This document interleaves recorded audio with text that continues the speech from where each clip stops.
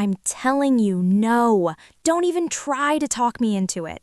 I seriously don't get this obsession of yours with digging through dead people's laundry. Let's just hit the mall like normal people.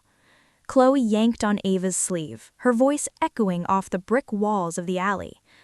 Oh, come on, Chloe. Just 5 minutes? I just want to take a peek, Ava said, gently twisting her arm out of her friend's iron grip.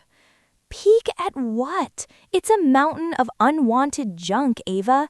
Every thrift store in this city smells like the exact same mothballs and regret. You're wrong. Sometimes you find something incredible, something one of a kind, something that has a soul, you know? Nobody else will have it. I'll be lightning fast, I swear. Please? Ava's hand was already on the heavy brass handle of the glass door. Realizing she'd lost this round, Chloe gave a dramatic, defeated sigh and nodded. Fine, whatever, but make it a sprint. I'm gonna stay out here and call Caleb. Ava blew her a kiss over her shoulder and stepped into the enchanted world of vintage relics. The store was quiet.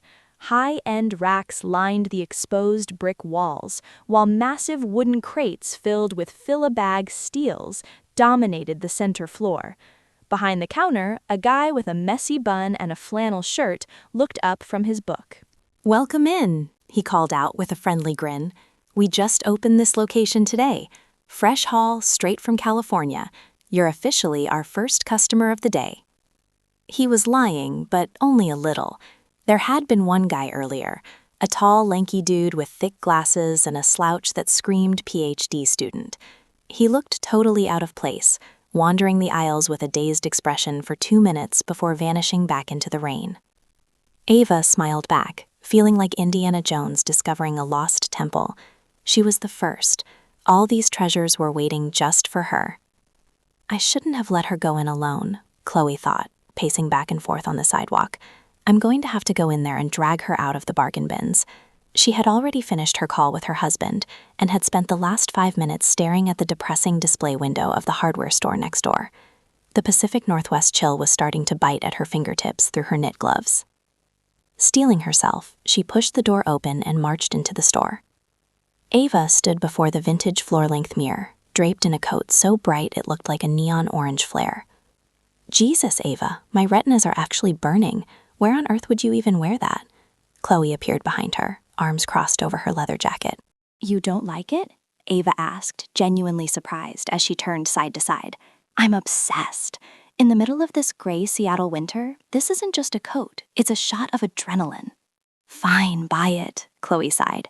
Go ahead and look like a radioactive clementine, but you're an artist, so I guess being quirky is part of the brand.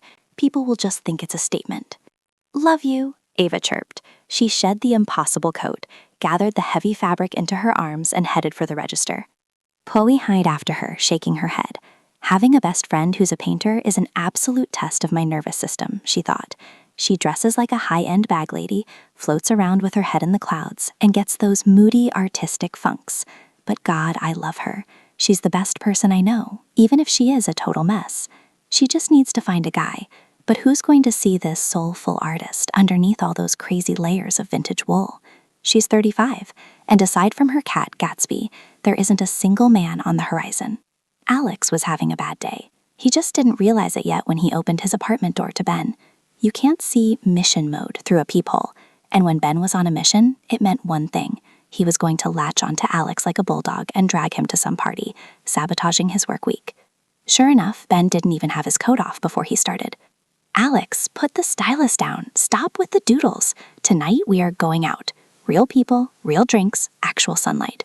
Well, moonlight. No, we are not, Alex grumbled, leaning back in his ergonomic chair. And for the record, these doodles pay my rent. I'm an illustrator, Ben. I have a deadline. Besides, I know you're good people. You're just going to try and pitch me to some uninterested women like I'm a piece of clearance rack furniture. They are very interested, Ben shot back, leaning against the doorframe. It's you. You scare them off with that grumpy basement dweller vibe of yours. You don't give them a single chance, and honestly, you don't give yourself one either. You're turning into a hermit, man. Humans aren't meant to be solo acts. We're social animals. Anyway, I'm not debating this. Get dressed, run a comb through that mess, and let's go. I'm taking charge of your destiny tonight. We're doing intros. No need to take charge of anything, Alex countered, a small, mysterious smirk tugging at the corner of his mouth.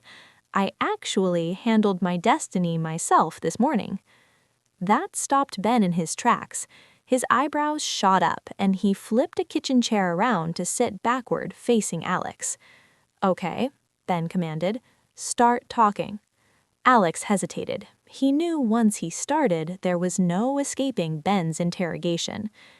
I was watching an old movie last night, Serendipity. Never heard of it, Ben deadpanned. Doesn't matter, it's the idea that stuck with me. Basically, these two people, Sarah and John, meet in a department store right before Christmas. They spend this incredibly romantic evening together, totally platonic, just walking and flirting around Manhattan. Real old-school stuff. John wants to see her again, but Sarah gets all mystical on him. She decides to leave it to fate. If they're meant to be, the universe will bring them back together. John writes his number on a $5 bill, but Sarah immediately spends it at a street stand, sending it back into the world. Then she writes her info inside a used book and tells him she's selling it to a secondhand shop the next day. The deal was, if fate wants them together, John will eventually find that book, and Sarah will somehow get that $5 bill back. Alex leaned back, looking out the window at the Portland rain. It was a total mess for a few years, but in the end, it actually worked. They found each other. Happy ending, true love, the whole 9 yards. Ben let out a long yawn, shifting uncomfortably on the hard chair. Cool story, bro, Ben said dryly. Now, why exactly are you recapping a 20-year-old rom-com to me? I'm telling you this so you get the point. If fate wants it to happen, she'll find her way to me. So this morning, I scribbled a note on a legal pad, walked into a little thrift shop downtown, and slipped it into the pocket of a women's coat. Ben stared at him, dead silent for 3 seconds. Are you actually losing it? They say people go crazy in isolation, and you're living proof. I'm staging an intervention. Get your shoes on, you hopeless romantic. You're 35 years old, Alex, and you're out here playing hide-and-seek with destiny like a teenager. Alex looked longingly at his dual monitors, where his unfinished project sat waiting. He let out a heavy sigh and headed to the bedroom to change. An hour later, he was sitting in some girl's living room, another one of Ben's single and ready-to-mingle connections, pretending to be deeply fascinated by her story about getting a discount on a smart fridge at Best Buy. Ava, please tell me you're wearing something else tonight, Chloe pleaded, though her voice lacked any real hope. Caleb said he's bringing a friend along. And? Is this friend allergic to the color orange? Ava asked, sliding into the oversized citrus-colored coat. No, obviously. It's just, you look like a character from a Wes Anderson movie again. That wild, baggy coat, a green scarf that literally touches the floor, combat boots. A normal guy is going to be intimidated, Ava. Oh, so that's the vibe we're going for. Don't worry, a normal guy won't be scared off. And the ones who scare easily, I don't want them anyway. Ava shoved a pair of red leather gloves into her pocket. Chloe slumped her shoulders. It was no use. You couldn't fix Ava's aesthetic. You could only survive it. Wait, look at this. There's something in here. Ava pulled out a folded piece of yellow legal paper. What is it? A dry cleaning receipt? Ava unfolded it and started to read aloud. My name is Alex, and I believe that if you are my destiny, you will dial this number. If not, then just toss this note in the trash. Trash it, Chloe declared, pointing a finger at the paper. Total psycho, I'm calling it now. Since when do normal, sane men use thrift store pockets as a dating app? Ava shrugged, but she carefully refolded the yellow paper and tucked it back into the safety of the orange coat. Are you actually going to call him? Chloe asked, horrified. I don't know yet. Ava, you are officially more out there than I thought, Chloe groaned. Don't even think about it. Let's just go. There's a perfectly normal guy waiting to meet you. Maybe something will actually come of it, if he can even see the real you through that neon parrot outfit. Back in his studio, Alex had reached his limit. He'd made a vow, no opening the door, no answering the phone. To hell with Ben and his endless parade of nice girls. I'm better off alone than forcing a conversation. Where does he even find these women? It's a total disaster every time. As for that ridiculous note he'd slipped into the coat pocket earlier, he had already written it off as a moment of temporary insanity. Ben was right. He was a grown man who'd watched way too many indie rom-coms and decided to go out and do something embarrassing. With any luck, no one will ever find it. Or if they do, they'll just crumple it up and toss it without a second thought. Suddenly, his phone buzzed on the mahogany desk. Alex shot it an annoyed glance. An unknown number. Probably a telemarketer, he thought, turning back to his screen. He tried to focus on his illustration, but his hand was frozen on the stylus. His mind kept looping back to that vibrating phone. What if the miracle actually happened? No, don't be an idiot. Miracles aren't real, Gatsby, Ava sighed, stroking the cat's sleek black fur before setting her phone down on the coffee table. She glanced at the strange note again. You're such an idiot, Ava. You're a grown woman. What did you honestly expect? Some guy probably wrote this as a prank, and here you are having a full-blown existential crisis just trying to build up the nerve to dial the number. It's pathetic. She had an appointment today with a new client downtown, some old-school guy who wanted a portrait done in a strictly realist style, and it had to be oils. Heck, I'd paint it in mayonnaise if he wanted, Ava thought, as long as the check clears. But she knew it was going to be a grind. The guy sounded high maintenance, one of those art connoisseurs who thinks they know more than the artist. Those were always the hardest to deal with. Suddenly, her phone buzzed, startling her. Probably Chloe again, Ava thought. She's probably on a crusade to set me up with someone else before New Year's. Maybe I should just ghost her today? She glanced at the screen. It wasn't Chloe. It was the unknown number calling back. Hello? A man's voice, unfamiliar and hesitant. Hi, Ava replied, her heart doing a sudden nervous flutter. You just called me a minute ago. The guy sounded like he was tripping over his own words. I did. I mean, your note said to... Ava's voice trailed off. The confidence she usually felt as an artist had completely vanished. Right, I did ask. There was a brief silence. Then he cleared his throat. Does this mean you're my destiny? Could be. Want to find out? She asked, feeling like she was taking a blind leap off a very high cliff. Absolutely. Tonight, wherever is easiest for you. They agreed to meet at a small bistro in the heart of the city, right after Ava's session with her picky client. I knew it was you the second I turned the corner. A tall, slightly lanky guy with thick-rimmed glasses started walking toward Ava.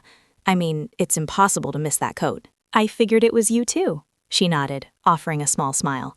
Though I have to say, you were a little hard on yourself in your description. Tall, awkward, plain guy in a navy windbreaker. It felt less like meeting a stranger from a thrift store note, and more like running into an old friend from childhood. Someone she hadn't seen in years, but with whom there was zero awkwardness. It is not, she countered, playfully catching him by the elbow and glancing up at him. So where are we headed? I have no idea. I guess straight ahead for now? They walked for hours, the city lights reflecting off the wet pavement as they talked. Alex told her the whole story, how he'd practically panicked while slipping that note into the pocket of the orange coat. And that's Thousand, total liar. He told me I was the very first customer of the day. Ava laughed. Well, I'm pretty forgettable. I probably just blended into the background. Right, sure. A 6-foot-something invisible man, Ava teased. Meanwhile, my best friend calls me a high-end bag lady. She says I dress, well, she basically says normal people don't go out looking like this. She's wrong. In this gray, rainy mess of a city, people's eyes need a reason to wake up. Trust me, I'm saying that as an artist. You are? Ava actually stopped walking, her eyes widening. Well, that makes 2 of us from another planet. This is definitely destiny. Wait, so you actually went on a date with him? A complete stranger whose phone number you found in the pocket of a thrift store coat. Am I missing anything, or is that the whole crazy story? Chloe stared at Ava, her eyes wide with disbelief. I went, Ava said, a soft smile playing on her lips. And I don't regret it for a second. In that coat, the radioactive orange one? Ava nodded. And he actually liked it? Ava nodded again, her smile widening. Unbelievable! You two really are two peas in a pod, Chloe sighed, though the edge in her voice had softened. So what happens now? Now? He's coming over tomorrow. I'm just hoping Gatsby approves of him. This is insane, Chloe muttered, shaking her head. Then she let out a small laugh and grabbed Ava's hand. You know what? I'm actually happy for you. Maybe it really is destiny, a miracle. I guess that's the only way two equally eccentric artists could ever find each other in a city this big. Anyway, I gotta run. Caleb's waiting for me. I wish you guys the best. And honestly, don't worry about Gatsby. He lives with you, doesn't he? He'll handle Alex just fine. Chloe was right. The black cat gave Alex his silent seal of approval that very next day. By the time the cherry blossoms began to bloom in the spring, they were already planning their wedding. It couldn't have gone any other way. After all, most great stories end the same way, and they lived happily ever after.